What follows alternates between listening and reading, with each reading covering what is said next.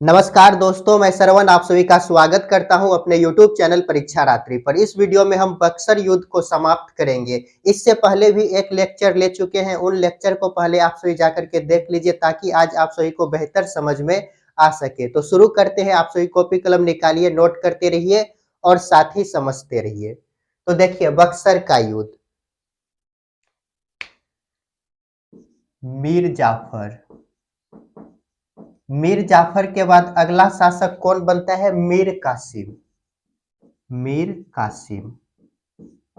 ये मीर कासिम कौन है? तो मीर जाफर का दामाद। जब ये शासक बने तो अंग्रेजों ने इससे घूस लिया। जब मीर कासिम को जब शासक बनाता है तो इससे घूस लेता है, घूस लेकर के इसे शासक बनाया। जब शासक बनाया तो इन्होंने कहा आंतरिक मामलों में हस्तक्षेप नहीं करेंगे मेरे। लेकिन क्या होता है, इनके आंतरिक मामलों में हस्तक्षेप करता है। कैसे करता है, उन सभी को देखते हैं। जब ये स्वतंत्र शासक बने तो इन्होंने सैनिकों का आधुनिकीकरण किया। सैनिकों का आधुनिकीकरण अर्थात जो पुराने पैटर्न पर सेना सब लड़ते थे या उनके पास लड़ने का हथियार था, उन सभी को बदलकर नया पैटर्न लागू किया। जब आधुनिकीकरण किया तो इसी बीच क्या होता है, बिहार के सूबेदार, बिहार के सूबेदार कौन रहते हैं? राम नारायण। राम नारायण आधुनिकीकरण करके ये तैयार थे नए पैटर्न के साथ युद्ध लड़ने के लिए। इसी बीच क्या होता है, बिहार के सूबेदार राम नारायण की हत्या कर दिए। हत्या किसने किया? तो ये मीर कासिम ने। जब हत्या किया तो पटवा वाला स्थान खाली हो गया।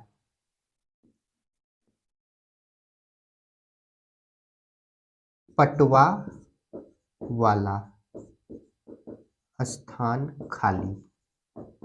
जब ये पटवा वाला स्थान खाली होता है तो अंग्रेज अधिकारी, अंग्रेज अधिकारी, अधिकारी का नाम है एलिस। एलिस यहां कब्जा कर लिया। यहां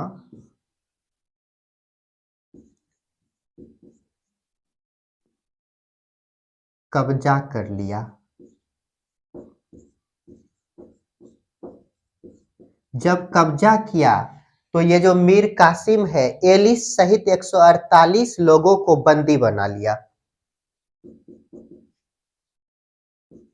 मीर कासिम, एलिस सहित 148 लोगों को बंदी बनाया।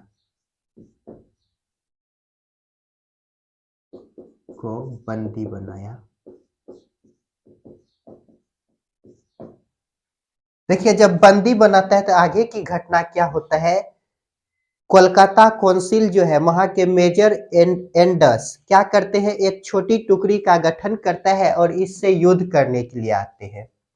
तो यहीं पे लिखते हैं इससे आगे,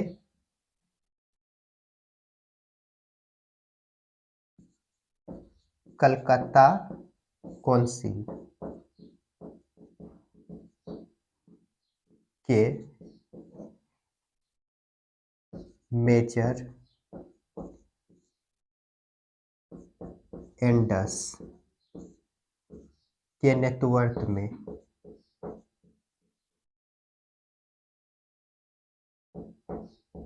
नेतृत्व में एक सैनिक टुकड़ी का गठन हुआ। एक सैनिक टुकड़ी का गठन हुआ गठन हुआ और ये कहाँ आता है, बंगाल युद्ध लड़ने, बंगाल आया। तो देखिए इसके बाद युद्ध की घटना नेक्स्ट स्लाइड में देखेंगे, यहां तक को एक बार रिकॉल करते हैं। देखिए मीर जाफर के बाद इसका दामाद शासक बनता है मीर कासिम, जो कि घूस देकर शासक बना। जब ये शासक बने तो इन्होंने कहा मेरे आंतरिक मामलों में हस्तक्षेप नहीं करेंगे, लेकिन देखिए यहाँ पर हस्तक्षेप होता है। कैसे होता है, तो देखिए सैनिकों का इन्होंने आधुनिकीकरण किया। जब आधुनिकीकरण करके ये तैयार हो गए तो इसी बीच कोई घटना हुआ जिसमें बिहार के सूबेदार राम नारायण की हत्या हो जाती है। जब इन्होंने हत्या कर दिया, कौन किया, मीर कासिम ने राम नारायण की हत्या किए, तो ये पटवा, बिहार के पटवा, यहाँ लिखिएगा बिहार के पटवा वाला स्थान खाली हो गया। जब बिहार के पटवा वाला स्थान खाली हो जाता है तो अंग्रेज अधिकारी एलिस ने यहाँ पर कब्जा कर लिया। जैसे ही कब्जा किया अंग्रेज अधिकारी एलिस, तो मीर कासिम ने एलिस सहित 148 व्यक्ति को बंदी बना लिया। जब बंदी बनाता है तो कोलकाता काउंसिल से मेजर एंडस, ये कौन है, अंग्रेज अधिकारी है, ये क्या करते हैं, एक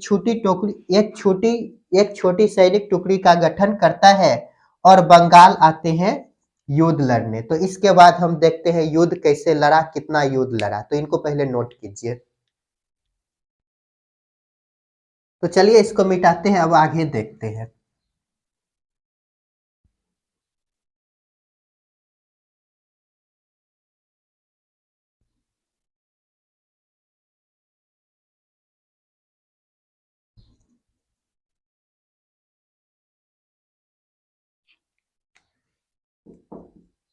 9 जुलाई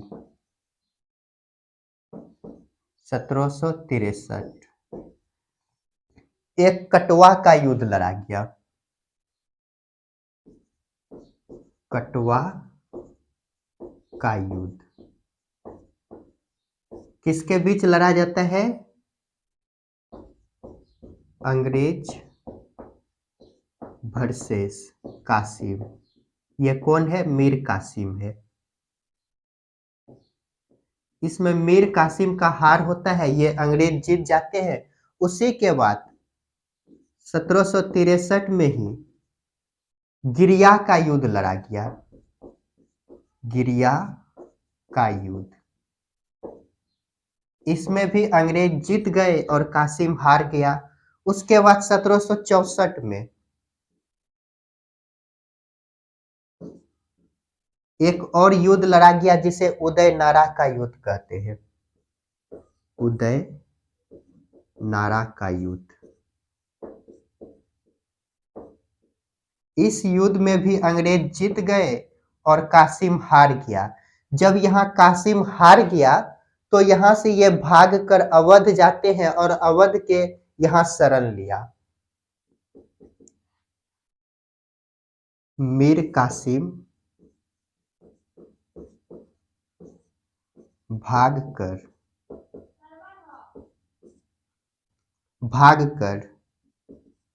अवध के शासक, मीर कासिम भागकर अवध के यहाँ शरण लिया।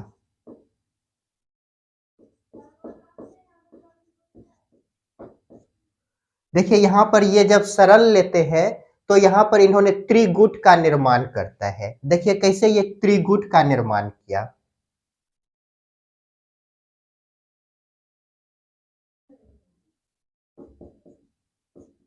त्रिगुट,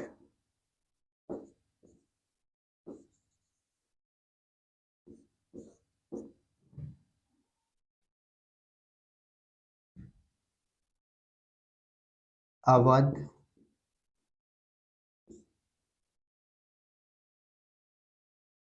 मुगल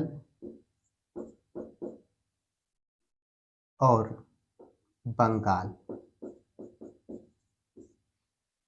देखिए अवध के शासक कौन है, सुजाउद्दीन।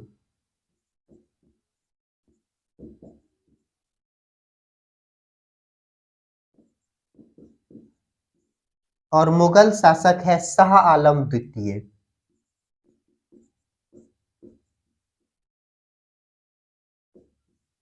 शाह आलम द्वितीय। और बंगाल के शासक कौन है? तो मीर कासिम। मीर कासिम।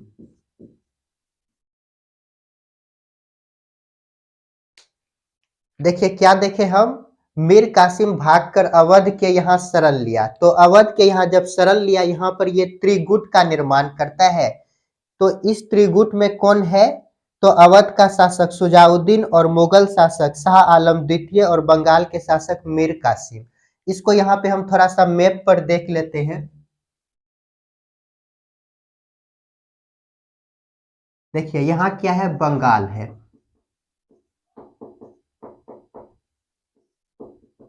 कासिम, और यहाँ पे है मुगल। मुगल शासक कौन है? शाह आलम द्वितीय।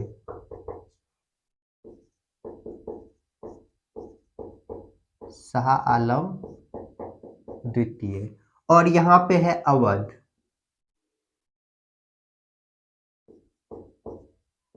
अवध के शासक कौन है? सुजाउद्दीन। सुजाउद्दीन।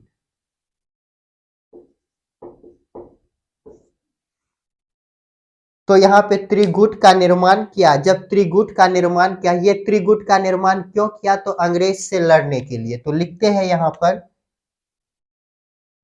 त्रिगुट वर्सेस अंग्रेज। अंग्रेज के तरफ से कौन गवर्नर है? तो इस समय हेक्टर मुनरो। कौन है? Hector Munro. Hector Munro. Hector Munro है। यहाँ पर तीनों अवध, मुगल और बंगाल तीनों जगह कर सेना है। तो इन दोनों के बीच जब युद्ध होता है तो इसमें क्या होता है, ये जो त्रिगुट है इसका हार हो गया और ये जीत जाते हैं, अर्थात अंग्रेज जीत गया। इसके आगे की घटना यदि देखें तो यहाँ पर क्या होता है, 1765 में इलाहाबाद की संधि। इस युद्ध के बाद देखिए अब दो संधि होगा जो कि काफी महत्वपूर्ण है, उसको नेक्स्ट स्लाइड में देखते हैं। पहले यहाँ तक हम समझ लेते हैं। देखिए 9 जुलाई 1763 को क्या लड़ा गया? कटवा का युद्ध लड़ा गया। इसमें अंग्रेज जीत गए और कासिम हार गया। उसके बाद गिरिया का युद्ध लड़ा गया, इसमें भी कासिम हार गया। उदयनारा का युद्ध लड़ा गया 1764 में, इसमें भी कासिम हार गए और अंग्रेज जीत गए। जब यहाँ पर कासिम हार गया तो ये कासिम जो है भागकर अवध के यहाँ शरण लिया। अवध के यहाँ जब शरण लेते हैं, यहीं पर इन्होंने त्रिगुट सेना का निर्माण किया। ये त्रिगुट में कौन है? तो अवध के शासक सुजाउद्दीन और मुगल शासक शाह आलम द्वितीय और बंगाल के शासक मीर कासिम। ये बड़ा हस्ती है भारत का। तो देखिए त्रिगुट वर्सेस अंग्रेज लड़े। यहाँ पर अंग्रेज का नेतृत्व कौन कर रहा है? तो हेक्टर मुनरो अंग्रेज का नेतृत्व कर रहा है। यहाँ पर त्रिगुट का हार हुआ, अर्थात अवध, मुगल और बंगाल के शासक का यहाँ पर हार होता है। इसके आगे हम नेक्स्ट स्लाइड में देखते हैं, इसको पहले आप सभी नोट कीजिए। तो चलिए इसको मिटाते हैं, अब हम आगे देखते हैं।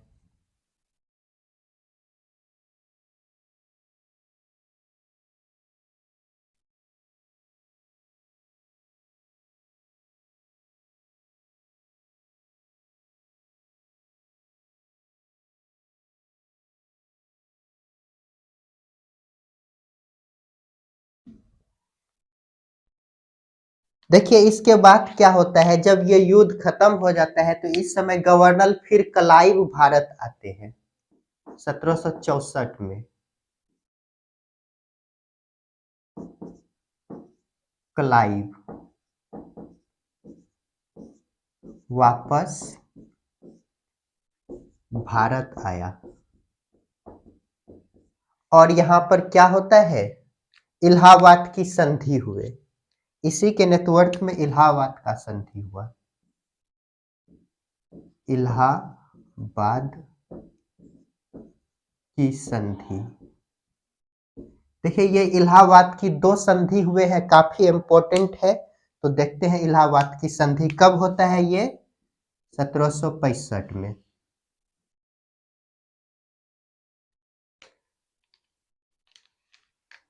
मुगल।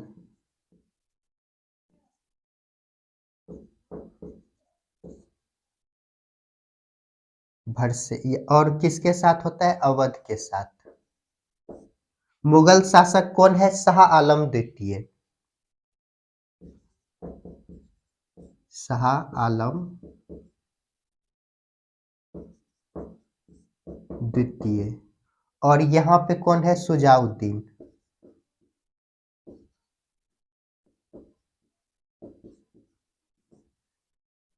तो देखिए इसके साथ कब संधि होता है, ये तारीख इंपॉर्टेंट है। 16 अगस्त। और इसके साथ होता है,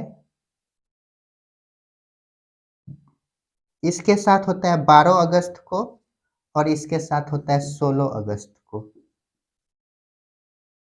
देखिए इसके साथ जब संधि होता है तो यहाँ पे क्या कहा गया, यहाँ पर अंग्रेज कहते हैं बीबीयू की जमींदारी किसके पास रहेगा? अंग्रेज के पास।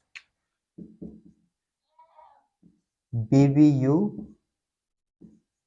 का जमींदारी किसके पास? अंग्रेज।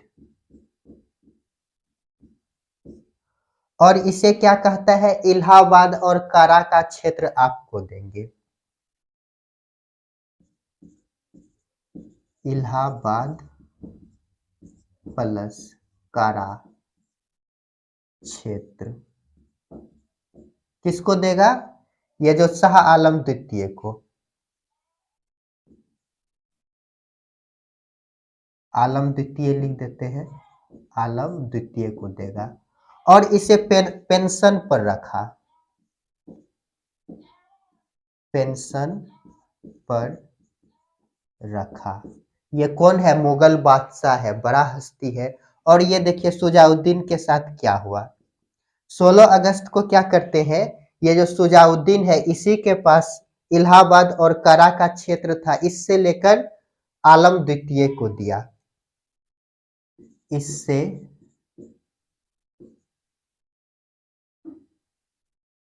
इलाहाबाद प्लस कारा क्षेत्र लेकर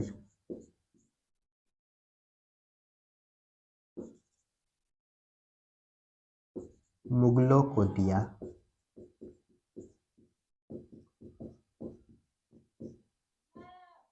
और उसके बाद और क्या देखे, चुनार किले का 50% हिस्सा अंग्रेज अपने पास रखा। इसी के आगे लिखिएगा यहाँ पर, चुनार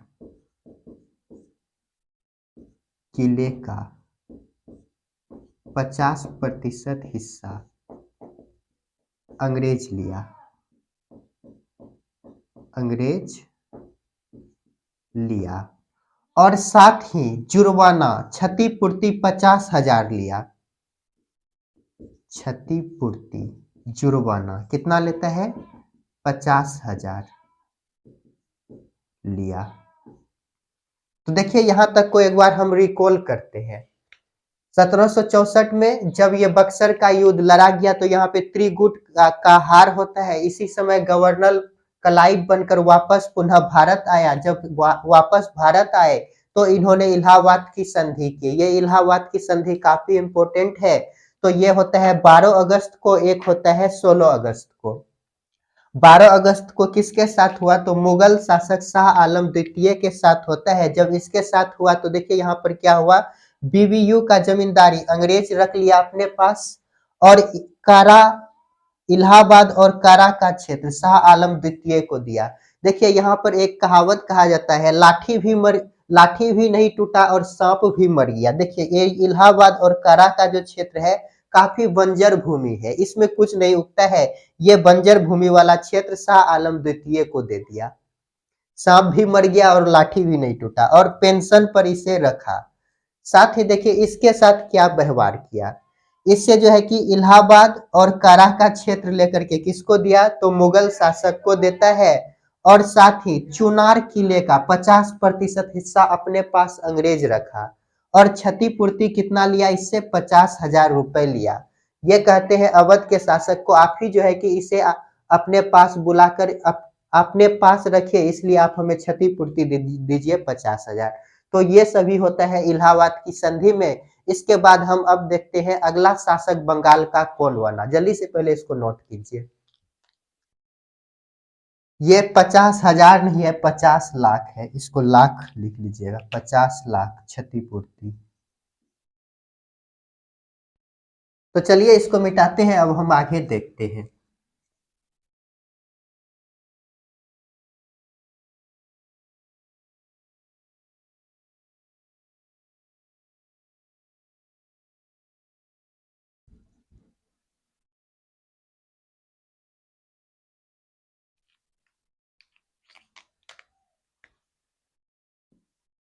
मीर कासिम, जब ये मीर कासिम के साथ त्रिगुट,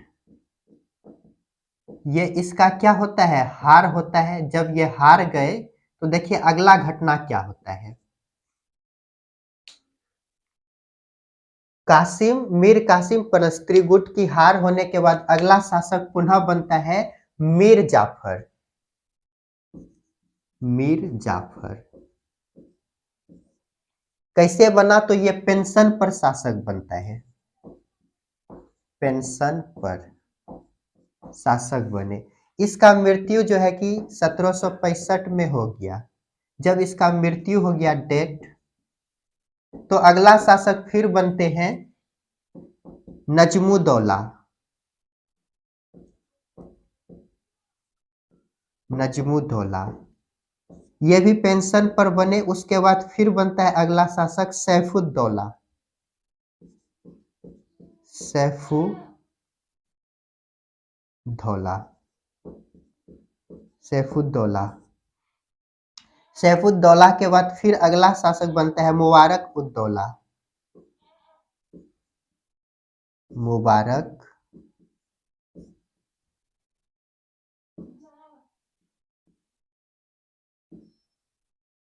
उद्दौला।